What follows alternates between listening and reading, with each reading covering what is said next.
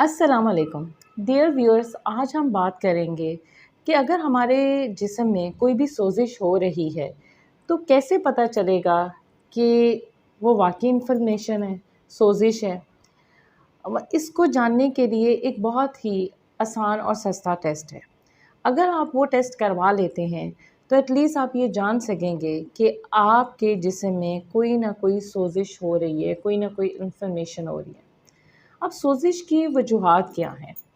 सोजिश किसी भी वजह से हो सकती है। सपोज़ कोई बीमारी है तो हो सकती है, कैंसर है तो हो सकती है, टीबी है तो हो सकती है, गला ख़राब है तब भी हो सकता है, अगर आपको चोट लगी है तो हो सकता है, कोई ऑटो इम्यून डिसऑर्डर है तो हो सकता है, कोई ऐसे आपने खाना खाया है उससे आपको एलर्जी है तब भी हो सकता है। इसके अलावा जो है ना ये जो हवा में केमिकल्स होते हैं इनकी वजह से हो सकता है। अगर आपको कोई इन्फेक्शन हो गया है तब आपको हो सकता है। इसके अलावा जो है ना अगर आपके क्या कहते हैं सिगरेट नोशी अगर आप करते हैं तो उसमें भी हो सकता है। अब यानी ये मैंने आपको बताई कि इन्फ्लेमेशन की कॉजेज़ क्या-क्या हैं। अब ये सारी चीज़ों से हो सकती है पर हम जानें कैसे? हमें ये कैसे पता चलेगा कि जी अगर हम ऐसा कौन-सा टेस्ट है कि हम करवाएँ जिससे हमें ये पता चले कि हमारे जिस्म में ये इन्फॉर्मेशन का प्रोसेस चल रहा है, ये हमें कैसे पता चलेगा? क्योंकि देखिए जब आप डॉक्टर के पास जाते हैं तो आपकी इस इन्फॉर्मेशन को देखने के लिए बहुत सारे टेस्ट भी करवा रहे होते हैं जिसमें आपके अल्ट्रासाउंड्स होते हैं। लेकिन मैं आपको एक टेस्ट ऐसा बताऊँगी कि अगर आप वो टेस्ट करवा लें, तो उससे ये होगा कि आपको ये पता चल जाएगा कि आपके जिस्म में कोई ना कोई इन्फॉर्मेशन चल रही है।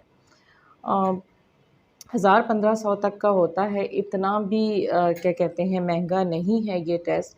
और ये भी है कि आपने साल में 1 दफ़ा करवाना होता है और जो है ना आप अग हर साल अगर आप 1 दफ़ा करवा लें तो एटलीस्ट आपको ये पता चल रहा होता है कि आपकी वैल्यू ठीक आ रही है।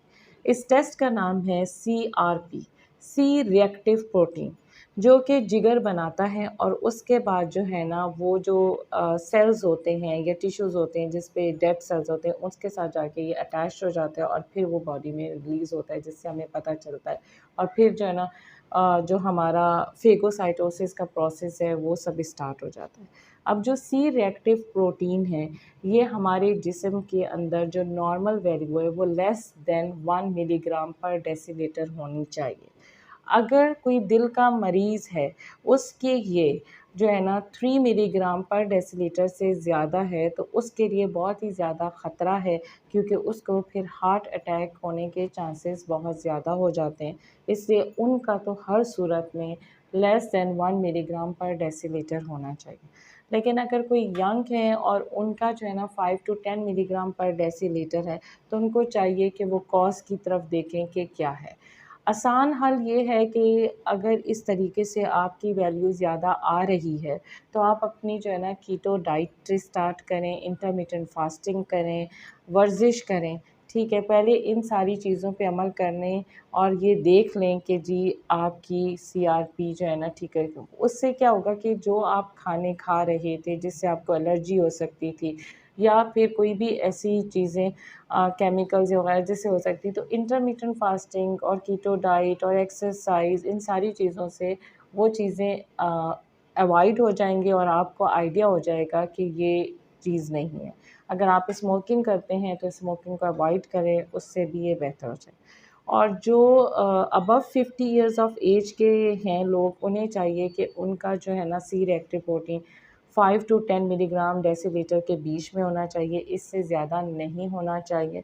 और फिर जो है ना मॉनिटरिंग होनी चाहिए और मॉनिटरिंग ये है कि साल में आपने 1 दफ़ा या हर 6 महीने के बाद ये टेस्ट ज़रूर करवा लें, ताकि आपको ये पता चल सके कि आपका सीआरपी प्रोटीन कहाँ जा रहा है। ये एक वाहिद टेस्ट ही आपकी इन्फॉर्मेशन को बताता है।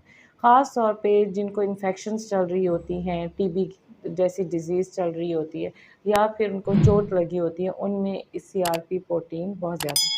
तभी जब कोरोना भी आया और ये सब कुछ आया तब हम सीआरपी भी करवाते थे ताकि हमें ये पता चले कि लंग्स पे इन्फॉर्मेशन या इस तरीके से ज़्यादा क्या है। उम्मीद है कि ये आपको वीडियो पसंद आई होगी और आपके नॉलेज में भी इज़ाफ़ा हुआ होगा कि खाली एक टेस्ट से हम अपने जिस्म के अंदर की इन्फॉर्मेशन और सोजिश का पता कर सकते हैं। Thank you very much. मेरी अगले आने वाली वीडियो का इंतज़ार कीजिएगा।